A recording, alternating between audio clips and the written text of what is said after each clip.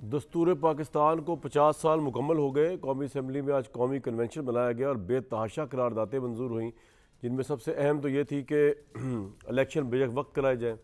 इसके अलावा practice and procedure का अदलिया का जो बिल है मुश्तरका सेशन में, वो सदर ने जो रिफ्यूज़ कर दिया था पास करने से, वो भी आज मंजूर हो गया मुश्तरका सेशन के अंदर।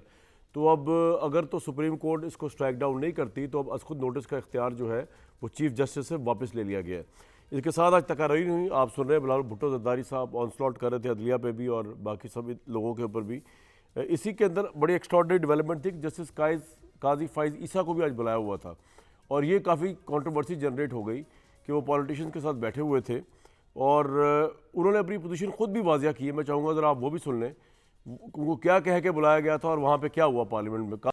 ये तमाम मामला चल रहे हैं और ये तमाम मामला से नज़र ये आ रहा है कि हुकूमत जो है वो किसी भी लिहाज से इलेक्शन जो है सुप्रीम कोर्ट की डेडलाइन पे 14 मई को कराने को तैयार नहीं है।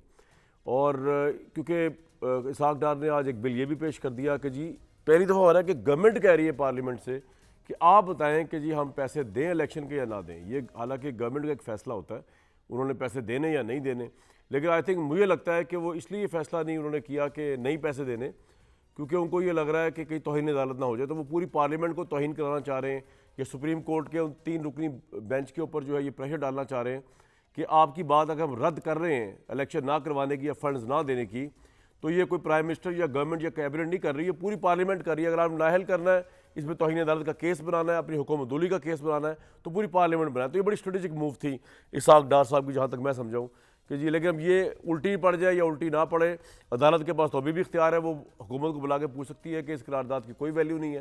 ये जो आप कौमी असम्बली से पूछते फिर रहे हैं, इसकी क्या वैल्यू है? हुकूमत के पास फंड्स हैं या नहीं है, हुकूमत इंप्लीमेंट कर रही है इस बात को या नहीं कर रही, असल सवाल ये है, ये अदालत पूछ सकती है। ये तमाम चीज़ें उसके साथ साथ चीफ इलेक्शन कमिश्नर जो है उन्होंने एक ख़त लिख दिया जी चेयरमैन सेनेट को और स्पीकर कौमी असम्बली को, और वो कह रहे हैं कि जी मेरे इख्तियारात में जो है वह इजाफा किया जाए, इलेक्शन देने की तारीख भी मेरे पास होनी चाहिए, इलेक्शन का स्केड्यूल जो है वो तब्दील करने की भी मेरे पास होनी चाहिए, तरमीम की जाए। ये तमाम चीज़ें जो है इससे परसेप्शन मुझे यही मिल रहा है कि सुप्रीम कोर्ट का 3 रुकनी बेंच का फ़ैसला जो है वो हुकूमत मानने को तैयार नहीं है। हुकूमत के साथ इस वक्त जो हुकूमत का पर्सपेक्टिव है उसमें तमाम पॉलिटिकल पार्टी साथ खड़ी हुई हैं, उनके बासवाए तहरीक इंसाफ के सेनेट, कौमी असम्बली, इदारे, इवन चीफ इलेक्शन कमिश्नर साथ खड़े या नहीं खड़े, उस मौक़िफ़ के साथ ज़रूर खड़े हुए नज़र आते हैं।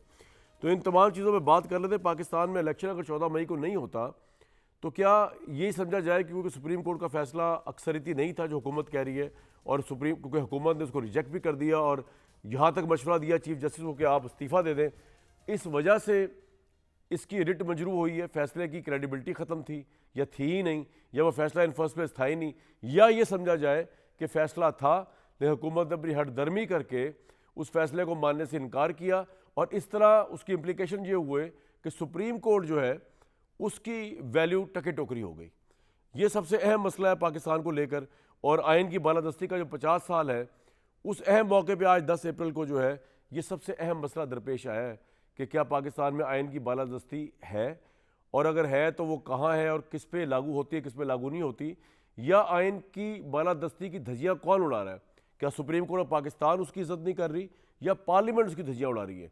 ये सबसे बड़े और अहम तरीन सवाल हैं। और पाकिस्तान की बदकिस्मती है कि जब से ये आइन आया है यहाँ पे कुछ जजेस ने जो है वो तो इसके साथ बहुत खिलवाड़ किया ना। जस्टिस मुनीर से आप शुरू कर दें और उसके बाद आप आगे तक आ जाएं तो आपको उसकी कोई नज़ीर नहीं मिलती। नज़ीर लगारी साहब, ये कन्वेंशन किस चीज़ का बनाया जा रहा है? कहाँ पर आइन की बालादस्ती है इस मुल्क के अंदर? क्या आपको अदलिया के अंदर नज़र आ रही है इंप्लीमेंट होती हुई? क्या आपको सियासतदानों में, पार्लियामान में कहीं नज़र आ रही है? किस चीज़ का आज जश्न था जी? आज मुझे तो ये समझ नहीं आया। बहुत शुक्रिया कामरान शाहिद साहब। जब ये आइन दस्तखत हो गए थे इसी दिन, और हमने ये सारे मंज़र अपनी आँखों से देखे थे कि पाकिस्तान के आइन की दस्तावेज़ पर तमाम अरकान असम्बली दस्तखत कर रहे हैं, और उस वक्त के स्पीकर चौधरी फजल रही अभी सदर ममलिकत नहीं बने थे, उन्होंने दस्तखत कराए और तमाम लोगों ने उस पर दस्तखत कर दिए थे। और कुछ लोग थे जिन्होंने दस्तखत नहीं किए थे, खैर मरी थे और कुछ और लोग थे, ये अहमद रज़ा कसूरी थे, इन्होंने भी दस्तखत नहीं किए थे। कई लोग थे जिन्होंने दस्तखत नहीं किए थे, लेकिन बहरहाल असम्बली की अक्सरियत ने दस्तखत कर दिए थे और आइन जो है वो बन गया था।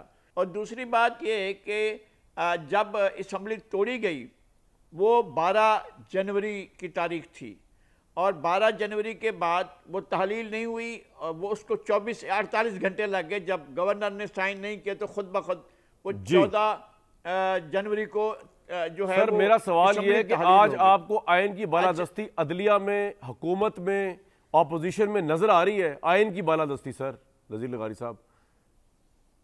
अदलिया ने जब भी उसे मौका मिला है आइन का मुंह काला किया है। हाँ, सियासतदानों को जब भी मिला है उन्होंने इसका मुंह काला किया है, जर्नैलों ने इसका मुंह काला किया है, जर्नलिस्टों ने इसका मुंह काला किया है जर्नलिस्टों जब ने? भी उन्हें मौका मिला है।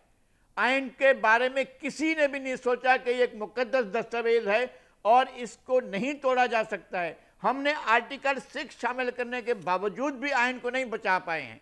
हम तो एक साल पहले तकरीबन कोई इन्हीं दिनों में हम आइन का कह रहे थे, आइन को उसी दिन तोड़ दिया गया था, एब्रोगेट कर दिया गया था, तो सर मुझे ये बताया ना कि अगर हुकूमत 14 मई को सुप्रीम कोर्ट के कहने पे जो भी अपना तौजीह पेश करे कि जी अक्सरियती फैसला, अकलियती फैसला, ये वो, अगर इलेक्शन नहीं कराती तो क्या ये सुप्रीम कोर्ट की रिट, दस्तूर की बालादस्ती तबाह और बर्बादी हो जाएगी इस मुल्क में? लगारी साहब। कामरान साहब ऐसा नहीं है। मैं फिर गुजारिश करता हूँ, जी जी, जब कोर्ट दे रही है फैसला और फैसला 1 मार्च को दे रही है और फैसला उससे कतई नजर जो हमारे मुसद्दक भाई ने जो कुछ भी कहा वो सारी बातें एक तरफ रख देते हैं, हम नहीं मानते उनकी बात को भी। अगर ये फैसला हो रहा है और 1 मार्च को हो रहा है तो मार्च पूरा पड़ा हुआ है, आप पास 14 दिन पड़े हुए हैं अप्रैल के और 90 दिन पूरे होते हैं। जब खुद आप मौका दे रहे हैं कि आगे बढ़ा दो तो 90 दिन से तो आगे निकल गया ना, जो पहली दफा तारीख दी गई। मेरी सर वो तो आप ठीक कह रहे हैं, मैं पॉइंट ये उठा रहा हूं कि जब 90 डेज से तो आगे निकल ही गया, वो तो हुकूमत की वजह से, हुकूमत की हरदर्मी की वजह से निकला ना आगे। अब जब सुप्रीम कोर्ट ने एक डेट दे दी है तो उसको भी अगर ओबे नहीं किया जाएगा तो फिर दस्तूर कौन सा है इस मुल्क में? कौन सी कोर्ट है? A divided court could not administrate justice to the people of Pakistan. Simple is this.